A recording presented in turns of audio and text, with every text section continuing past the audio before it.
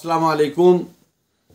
আজকের যে বিষয়টি নিয়ে আলোচনা করব সেটা হচ্ছে কি, আপনাদেরকে প্রথমেই আমি জানাবো অগ্রিম ঈদের শুভেচ্ছা, ঈদ মোবারক। জমি ক্রেতা এবং বিক্রেতা, জমি ক্রেতা যে ক্রয় করে তা হচ্ছে ক্রেতা, যে বিক্রয় করে সে তো বিক্রয় করে, তাকে বিক্রয় বলা হয়। মানুষের জমি সম্বন্ধে অনেক লোকেরই ধ্যান ধারণা খুবই কম। মানুষ জমি সম্বন্ধে ক্রয় বিক্রয় করার সময় অনেক কিছুই বোঝে না, কেননা ইতিপূর্বে মানুষ জমির এমনি দাগ উল্লেখ করছে, দাগ উল্লেখ করেই জমি ক্রয় করেছে, কিন্তু তার খতিয়ান নাম্বার, তারপরে তার সঠিকভাবে দাগ নম্বর, তার সিএস নাম্বার, তার এসএ খতিয়ান, আরএস খতিয়ান, এই যে জিনিসগুলেন এগুলেন অত্যন্ত নিবিড়ভাবে পর্যবেক্ষণ করে আপনারা জমি ক্রয় করবেন। নচেত যদি আপনারা সেটা নিবিড়ভাবে পরীক্ষা করে জমি না কেনেন, তাহলে পরে কিন্তু আপনারা ঠকে যাবেন। কেননা একটা জমি আপনি যে ক্রয় করবেন লক্ষ লক্ষ টাকা দিয়া, সেই জমিটা ক্রয় করার সময় আপনাকে অবশ্যই আপনার যে জমিটা আপনি ভোগ দখল করবেন, সেই ভোগ দখলের আপনার যে দাগ নম্বরটা আছে প্রয়োজন মধ্যে আপনি ম্যাপ যেটাকে বলা হয়, অর্থাৎ যেটাকে বলা হয় হচ্ছে যেটা জরিপকারীরা যে ম্যাপটা তৈরি করে, অর্থাৎ যে ম্যাপ দেখে আমরা জমি আমিনদের দ্বারা মেপে নিই, সেই জমিটার আপনার ইটা হচ্ছে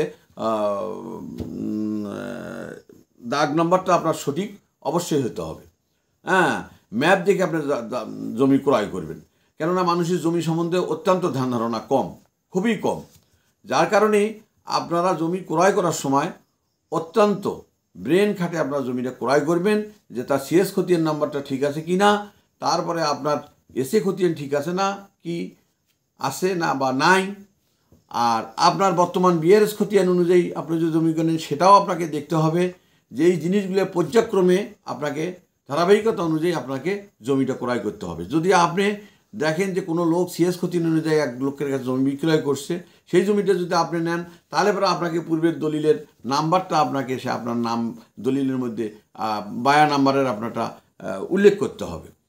তখন তাহলে কোনো সমস্যা থাকবে না, কেননা আপনি নিয়েছেন একজনের কাছ থেকে, সে আরেকজনের কাছ থেকে ক্রয় করেছে, যার কারণে আপনাকে এটা সঠিকভাবে ক্রয় করার সময় আপনাকে অবশ্যই সতর্কতা অবলম্বন করতে হবে। যদি আপনি সতর্কতা অবলম্বন না করেন, তাই দলিল শেষ হয়ে গেলে যখন দলিল করবেন, তখন কিন্তু আপনার ভুল ত্রুটি থাকলে তখন কিন্তু আর আপনার পস্তেও কোনো লাভ হবে না। তাই আমি বলছি যে আপনারা অতি কষ্টের পয়সা দিয়ে আপনারা জমি ক্রয় করেন, এবং আপনাদের কষ্টের অর্জিত পয়সা দিয়ে আপনারা সম্পত্তি ক্রয় এবং বিক্রয় করেন, যেটাই করেন না কেন সেটা আপনাদেরকে সঠিক হতে হবে। তাহলে পরে আপনার আর জমি ক্রয় করলে পরে তখন আপনার জমির মধ্যে যে জিনিসগুলো সঠিক থাকবে, তখন আপনি ঠকবেন না, আদৌ কোনো দিন ঠকবেন না। আর যদি এগুলো অবলম্বন আপনারা না করেন, তার কেননা মানুষের জমি জমা সম্বন্ধে অনেকেই কিন্তু খতিয়ানও বোঝে না, অনেকের দাগ কোনটা এটাও বোঝে না, খারিজ কি সেটাও বোঝে না, নামজারি কি এটাও বোঝে না, হ্যাঁ, এমনিতে হাঁকাও জমি কিনে। যার কারণে আপনারা দলিলটা সুন্দরভাবে পড়বেন, দেখবেন কে আপনার কাছে বিক্রয় করলো, কে বিক্রয় করলো, আর কার, আমি যে ক্রেতা আমার ছবি ঠিক আছে কিনা, আমার এনআইডি কার্ড ঠিক আছে কিনা, তার এনআইডি কার্ড ঠিক আছে কিনা, তার বাবার নাম ঠিক আছে কিনা, তার পুরা অ্যাড্রেসটা যেটা তার যে গ্রামে বসবাস করে সেই গ্রামের ঠিকানাটা ঠিক আছে কিনা, এবং তার বিএস খতিয়ান, এক কথায় সিএস খতিয়ান, এসএ খতিয়ান, আরএস খতিয়ান, বিএস খতিয়ান যেটা নতুন হয়েছে, এগুলো লক্ষ্য করে আপনাদেরকে জমি ক্রয় করতে হবে। ক্রয় করলে পরে আপনি জমি আদৌ কিনতে কোনো সময়ের জন্যে ঠকবেন না। কেননা আপনি জমি ক্রয় করার পর যদি আপনার দাগ নম্বরটা সঠিক না, আপনি নিজে ভালো করে দেখবেন যে দাগ এবং জমির পরিমাণ আপনার কতটুকু জমি ক্রয় করতেছেন, এটাও আপনাকে লক্ষ্য করতে হবে। যে আমি 3 বিঘা কিনতেছি, না 3 শতক কিনতেছি, না 10 শতক কিনতেছি, না 11 শতক কিনতেছি, না 10.5 শতক কিনতেছি, এটা জমির উল্লেখ থাকতে হবে। এবং যে দিল তার সিগনেচারটা যেখানে যেখানে করা প্রয়োজন, সেই জায়গায় যতটা সিগনেচার করা প্রয়োজন প্রত্যেকটি জায়গাতে আপনারা এবং পরোক্ষ এবং প্রত্যক্ষভাবে আপনারা অবজার্ভ করবেন যে তার সিগনেচার কোথাও কাটাইছে কি না। কেননা আপনি তো আর অত কিছু বুঝবেন না, তারপরেও আপনি পেজ উল্টাই দেখবেন যে কোথাও কোনো সিগনেচার তার কাটছে কিনা। তারপর যে সাক্ষী দিবে, কিনের সাক্ষী, সে সাক্ষীটাও যেন আপনার কোনো ক্রমে না কেটে যায়।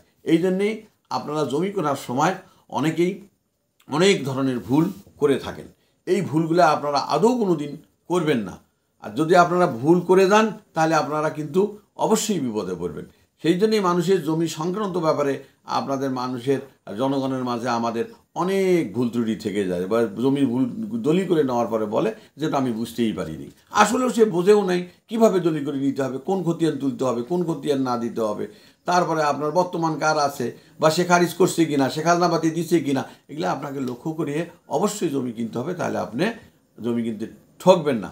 তাই আপনাদের প্রতি আমার আকুলভাবে আপনাদের কাছে আমি খুব মানে এভাবে বলতেছি, গভীরভাবে বলতেছি, তাতে আপনারা ঠকবেন না। আপনারা অবশ্যই তখন জমি কিনলে পরে তখন আপনারা সার্থকতা অবশ্যই হবে। ভুল করলেই কিন্তু আপনি সমস্যা অবশ্যই পড়ে যাবেন, কেননা যেভাবে আপনার দলিলটা হবে ওইভাবেই কিন্তু ভলিউমে উঠে যাবে। রেজিস্ট্রি অফিসে যে আপনি যে রেজিস্ট্রিকৃত দলিল করবেন ওইভাবেই কিন্তু ভলিউমে ওইভাবেই কিন্তু উঠে যাবে। কে বিক্রি করেছে, কে ক্রেতা কিনেছে, কে চিনের সাক্ষী, কতটুকু জমি, দাগ নম্বর কতটুকু, সিএস আছে কিনা, তারপর আরএস আছে কিনা, এসএ আছে কিনা, এগুলো আপনারা অবশ্যই পুঙ্খানুপুঙ্খভাবে খতিয়ে দেখবেন। আর আমার হোয়াটসঅ্যাপ নাম্বার তো অবশ্যই দেওয়া থাকবে। আপনাদের কোনো বিষয় জানার প্রয়োজন হলে আপনি আমাদের কাছে মেসেজ করে পাঠাতে পারবেন, সরাসরি ফোনও করতে পারবেন। এই আশাবাদ ব্যক্ত করে আপনাদের সুস্বাস্থ্য কামনা করে আজকের মতো এই বিষয়ে আমি শেষ করছি। আল্লাহ হাফেজ। আমি শাহ মোহাম্মদ হারুনুর।